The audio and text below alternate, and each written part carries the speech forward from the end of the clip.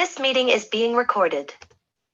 Hi everyone, welcome back to the Village Cricketers. My name is Satyam, this is Ravi, and we're here today to talk about the third ODI between India and South Africa, which again, unfortunately, India have lost, but by a very small margin this time.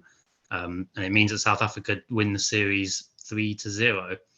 So very disappointing game for us today, but also really kind of good game. I thought good game of cricket, nail-biting end, kind of could have gone either way at the end there.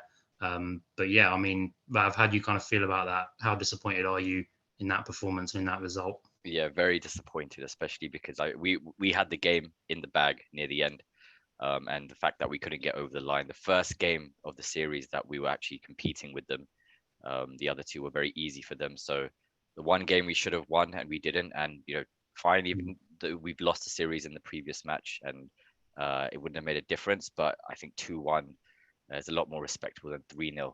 So I don't like the sound of 3-0. So yeah, quite disappointed in that. Yeah, no, I agree. I think definitely just because of the end there, it seemed like we were going to get over the line. We'll talk about it a bit more, but kind of the low order batting and Deepak Chahar in particular looked like it got us there.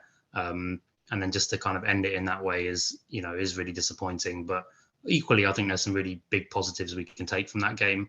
And it's nice to actually see us kind of at least push it to the wire this time, though obviously that does make it a little bit harder to take. Cool. All right, well, let's get into it. So we'll kind of go through chronologically, I think. So starting off with the first innings, South Africa's innings, and obviously focusing a bit in on India's bowling. It was interesting. I mean, obviously quite a few changes made there, quite a few different bowlers that we saw come in. Obviously Chahar, who I've already mentioned. We had Prasid Krishna come in. We had, is it Jayanth? Yadav. Yadav come in. So yeah, quite a few changes. What did you think? Do you feel like it was an improvement on what we've seen? How do you think those new guys did? Yeah, interesting changes. I'm pretty happy that they went with the changes because we definitely needed it. Chahar, he got the one difference was he got that early wicket up front. To be fair, the pitch seemed a lot easier, and it seemed a lot easier to bat on. Then the ball was coming on a lot better. They could play their shots, but it had movement at the start. So India did well to get that first wicket, and Deepak exploited that movement, which was good. Krishna, he's like a young guy. He's new, so he bowls. He's tall. I like his action. The only thing, he got 3 wickets. The only thing about Krishna at times, he can be expensive, but he's one I think definitely for the future that we're going to nurture. So you can't be too disappointed with him. And Jayanth as well. Again, he doesn't get many chances for India. Some people usually question why is he there? But I think he had times where he did really well. The balls he was bowling actually made the batsmen think. They were spitting a bit here and there. But again, at times he was expensive, but a bit unlucky at times.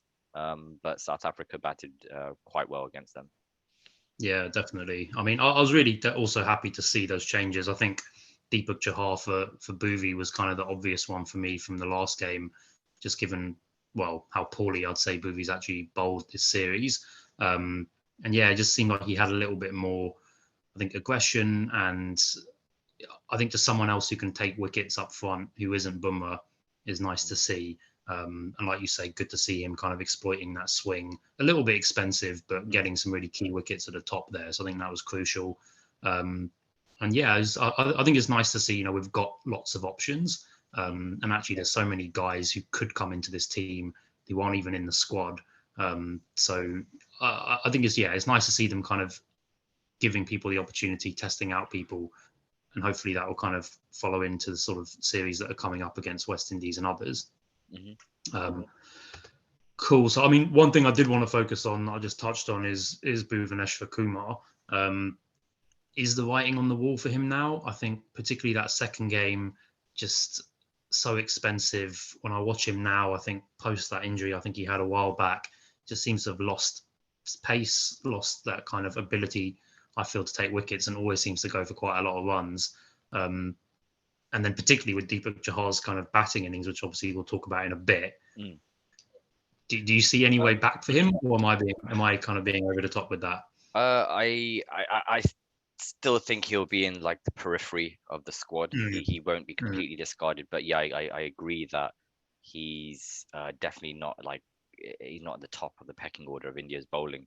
And the one thing with Bhuvi is he has his ability is usually with the new ball to be able to swing it both ways pretty much. And once you lose that, he's not that effective. And if you're getting tonked around at the same time, then yeah, you're not really doing much. So yeah, Deepak Shah is very similar bowler in that sense, but he bowls a bit differently. But he's been criticised before, Deepak, that when the ball doesn't swing, he's ineffective. And same with Bhuvi. But yeah, batting wise, Deepak has proven that he's a better batsman. Bhuvi can bat, but definitely Deepak's a lot better. They actually had a partnership together in Sri Lanka a year ago when they both saved the game chasing. I think they put on 100 or something together to win the game for India. Yeah, from a losing position. That was the first time Deepak had really shown his but he got us over the line that day. So I mean, we'll go into that, but that was another thing that was he should have done that again. Yeah, and I think it's I definitely agree with you in the sense that he seems like a kind of ready-made replacement, in the sense that they're quite similar bowlers. I mean, one thing I do wonder is just I think it's good to see other guys given a chance, but we also seem to chop and change quite a lot. And I know when you've got a lot of depth and there's so many options, that is quite, appealing, and potentially you want to kind of give everyone an opportunity. But is there a point where we just need to get a little bit more focused in terms of these are the guys that we want to go with, these are the ones we want to stick with? Or do you think this kind of strategy of just bringing in different guys, different series, different formats is the right way to go? Yeah, I mean, because India are just blessed with numbers due to their high population, it makes sense that there's going to be loads of people who are very good at that. And so then, yes, I do like the fact that, I mean, however good someone is probably always going to be someone who could be better than you. So I think it's good to try these people out just to see. But yeah, generally, I like the idea of having consistency with the bowling attack. But then you have to weigh that up with like workload and things like that, especially like guys like Bumrah is playing all 3 series. Shami usually would play an ODI in the ODIs, but he's injured. So yes and no. I'm always open to trying new people out. And I think, look, going back to the question with Bhuvi about is he finished? All of these guys have the opportunity in the IPL always every year to impress, and if they impress there, then they're always given they're usually given a chance. So yeah, even if he never plays for India, like for the foreseeable future, he's always got a chance to actually do something. Yeah, that's very true. Okay, so I think we obviously can't not talk about the South African batting. Again, I thought very impressive, and in particular, of course, Quinton de Kock.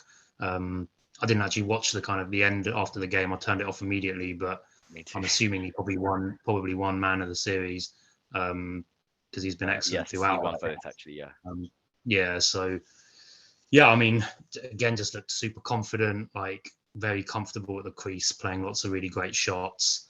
I mean, there's a guy who's obviously had a bit of controversy recently, but yeah, I think, you've got to hand it to him. He's just really kind of come out stronger, it seems like. And yeah, been the key guy, I think, for South Africa, probably alongside Bavuma and Van der Dussen. I mean, I think their batting in general has been excellent. Yeah. And I think probably the big difference between their batting and our batting is that I feel like everyone's chipped in for them pretty much. Yeah. Like nearly everyone's made a score. Whereas I feel like sometimes we're probably too reliant on certain players.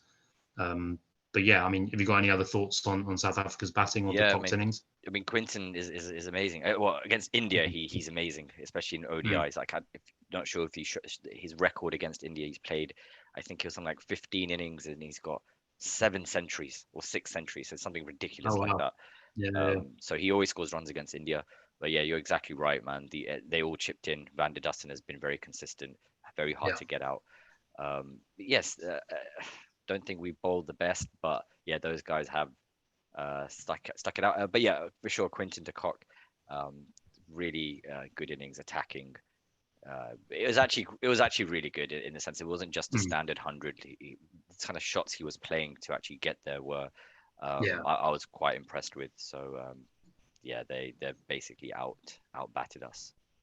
Yeah, definitely. But I mean, equally, having said that, I think I think at least at the beginning, I think it was kind of, I felt like we came out of the blocks bowling better than we have probably in the other games, and got those early wickets and got some of that top order out. But obviously, I guess he was the key wicket, and we just couldn't quite get him, at least early on. What was it? 287. Like, it felt gettable. I think on that pitch, I think they probably felt reasonable about that going into the break.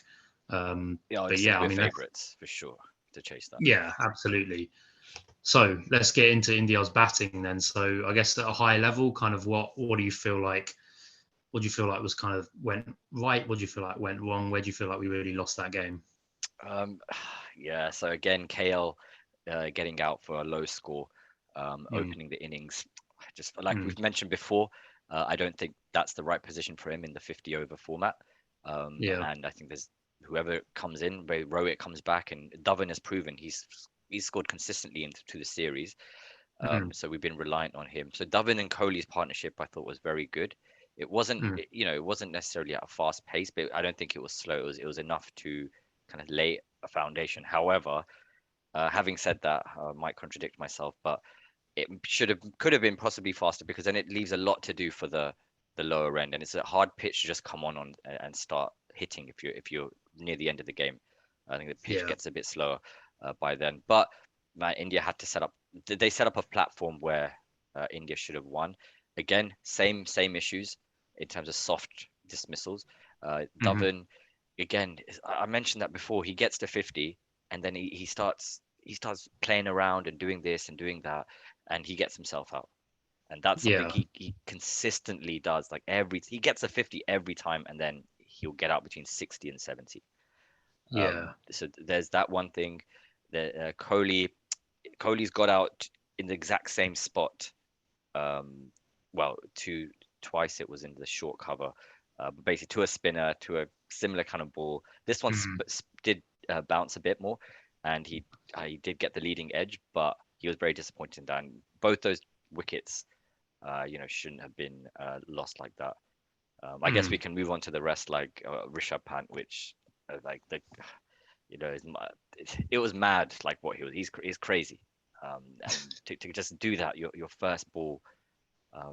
Yes, there's the argument of yes, he can be reckless, and we love watching that when he pulls it off.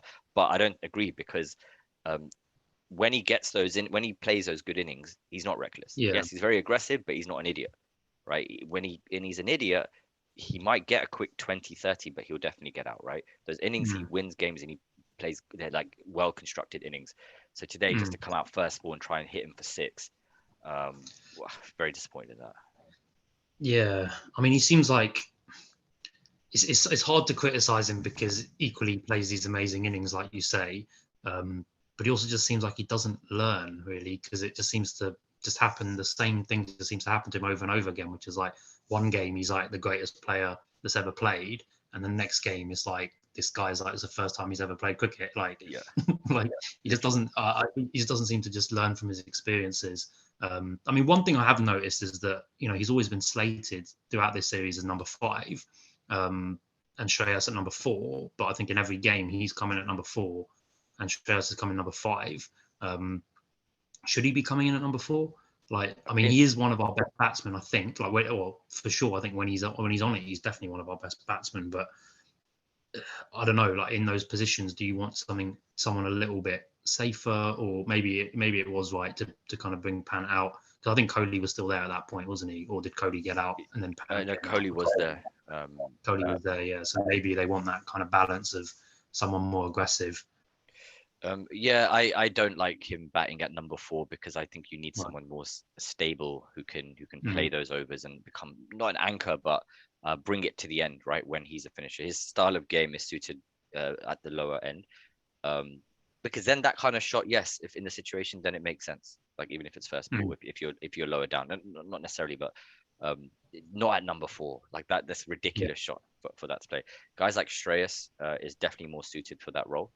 And even Sky today, he played a really good innings, 39. And I didn't like the way he got out. He tried to hit it over the guy's head, and he didn't execute well.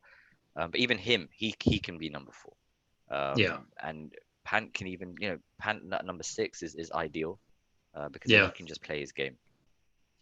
I mean, the other thing I've even wondered is, like, we've talked about the lack of aggression at the top. could Rishabh Pant open the innings? Because then he can just go out and do whatever he wants, and if he gets out, he gets out. It's just whatever.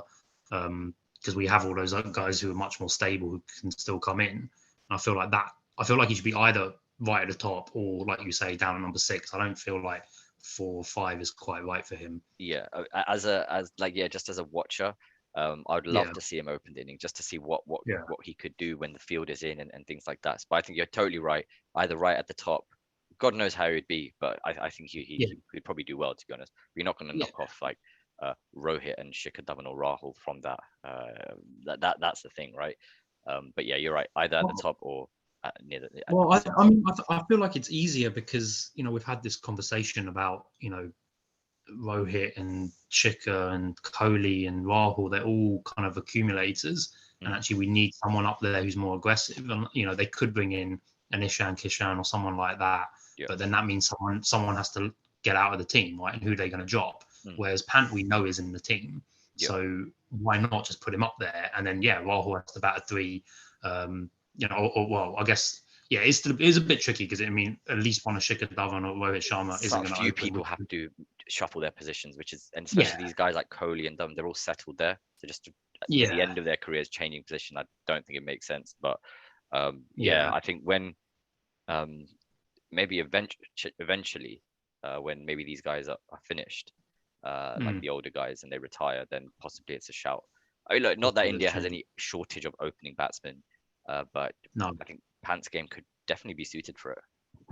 Yeah, I think it's exciting. Yeah, I think it would be interesting just as an experiment, like you say. I don't know. I feel like I think people overblow like positions and he bats at 3, you can't bat 4. It's like I feel like cricket these days is much more dynamic and players are used to playing in so many different formats and coming in at different positions. I don't see why, like, if you're a decent batsman like Virat Kohli, I feel like you should be able to bat anywhere.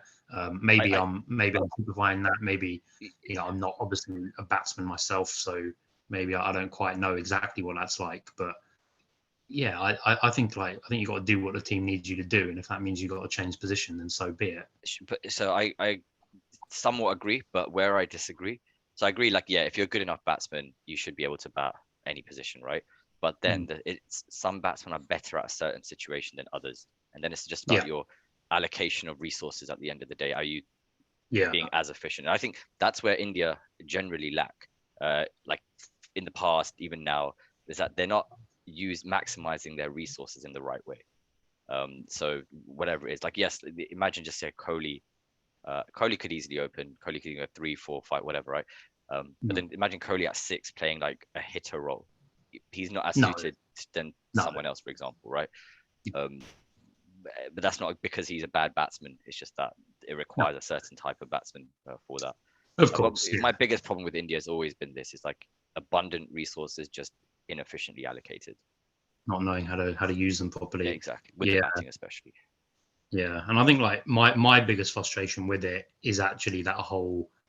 I think it's this general strategy, particularly in the chases, which seems to be let's just kind of keep our wickets for the first 30 overs, just try and get 5 and over, maybe 150, something like that, and then the last 20 overs will bring out your Pants and your Surya Kumars, and we'll all just go smack it and we'll win it. And I don't love that strategy, and I think it's very risky. I think it's also a little bit egotistical. And I think particularly from the likes of Kohli, because you're talking about Shikhar Dhawan and him just kind of going off, and once he gets 50, I feel like he's pushed into that position because he's with Kohli, and Kohli's batting at an 80 kind of strike rate, and they know they still need to go at like a 6 and over. And so Shikhar Dhawan's like, well, if he's batting at 80, I need to be going at like over 100 here. And so I think he kind of gets pushed to that point where he feels like he has to be taking those risks. And I do think it kind of just comes from ego, because I think the likes of Kohli, and it probably also applies to Rohit Sharma and probably also to an extent to KL Rahul, they all kind of want to be the guy. They all want to be the guy who wins the game, who gets the century, who gets all the plaudits at the end. When in reality, I think all that does, because it means that when they don't do that and you end up getting 60 from 80 or whatever it is, then you just put a huge amount of pressure on the guys coming in after you. and actually, when you're not going to be able to do it every time. And I think Kohli backs himself to do it every time, but in reality, that's just not going to be the case. Yeah. I just think there's too much ego in there, and I think those guys need to just be like, you know what, my role here is to get a big score, but it's also to keep the strike rate up, so that those guys who are inevitably most of the time going to come in lower down the order aren't left with like 10 and over. They're just still at like 6 or 7, and they can actually win the game for us. That's my kind of big frustration with our general strategy, and I would like to see them, like you say, just bring something more up the order that just kind of keeps that going, and means that those guys coming in lower down aren't so pressured. I agree that with that. I think to be fair, this innings of Kohli, he looked a bit scratchy. He didn't seem like in form. So I think part of that, his strike rate was low.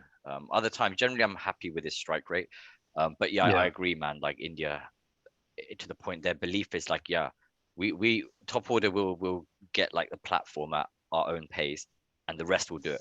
Like whoever plants here, and most likely they probably won't do it because it's a lot of pressure, as you said. So yes, I guess that's egotistical in them for themselves, but also like, oh yeah, we're gonna get it anyway. Like it's like, come on now, someone has to stand up. We're not automatically gonna win the match. Definitely.